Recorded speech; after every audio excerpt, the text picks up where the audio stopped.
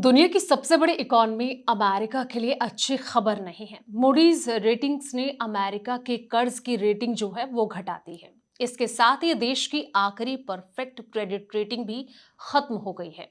इस फैसले से वित्तीय बाजारों में जो है वो उथल पुथल देखने को मिल सकती है और साथ ही ब्याज दरें भी बढ़ सकती है। चलिए जानते हैं इससे जुड़ी सारी डिटेल्स। नमस्कार, मैं हूं संध्या बिष्ट और आप देख रहे हैं the economic times Hindi.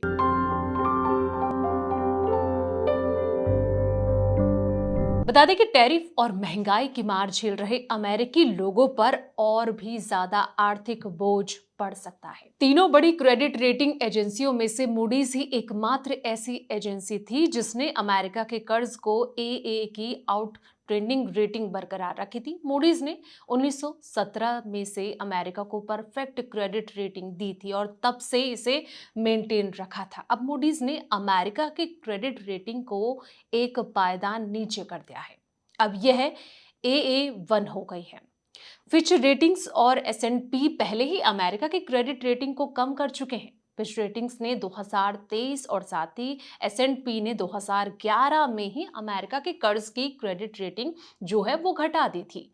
Moody's ने एक बयान में कहा कि कर्ज की रेटिंग घटाने का जो फैसला है वो इसलिए लिया गया क्योंकि एक दशक से भी ज्यादा समय से सरकारी कर्ज हो गया और साथ ही ब्याज भुगतान का अनुपात उन स्तरों तक बढ़ गया है जो कि समान रेटिंग वाले देशों की तुलना में काफी ज्यादा है।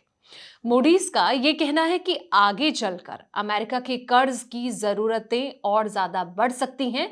इससे अमेरिकी की जो अर्थव्यवस्था है उस पर बुरा असर पड़ सकता है, गलत इंपैक्ट पड़ सकता है। हालांकि व्हाइट हाउस के प्रवक्ता कुश देसाई ने इस पर प्रतिक्रिया देते हुए ये कहा है कि ट्रंप प्रशासन बाइडेन की जो गड़बड़ियां हैं उनको ठीक करने पर ध्यान दे रहा है।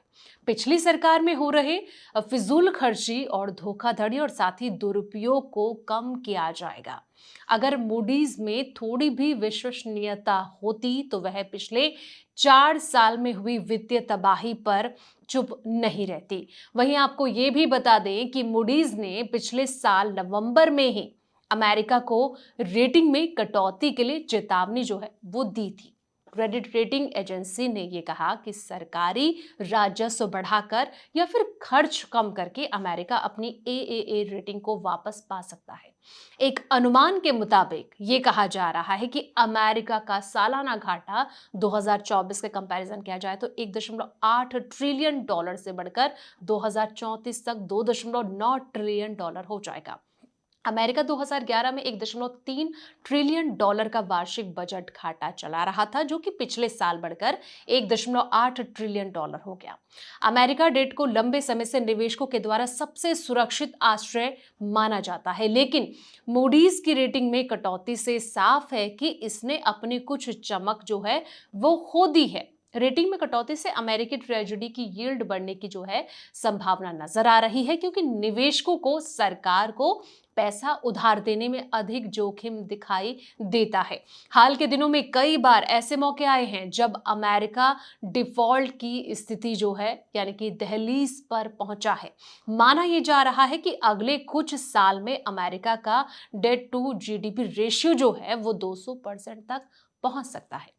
मतलब देश का कर्ज GDP से दोगुना पहुंच जाएगा। तगड़ा झटका अमेरिका को लग सकता है। फिलहाल इस वीडियो में इतना ही। जानकारी भरे ऐसे ही तमाम वीडियोस के लिए आप देखते रहें द इकोनॉमिक टाइम्स हिंदी।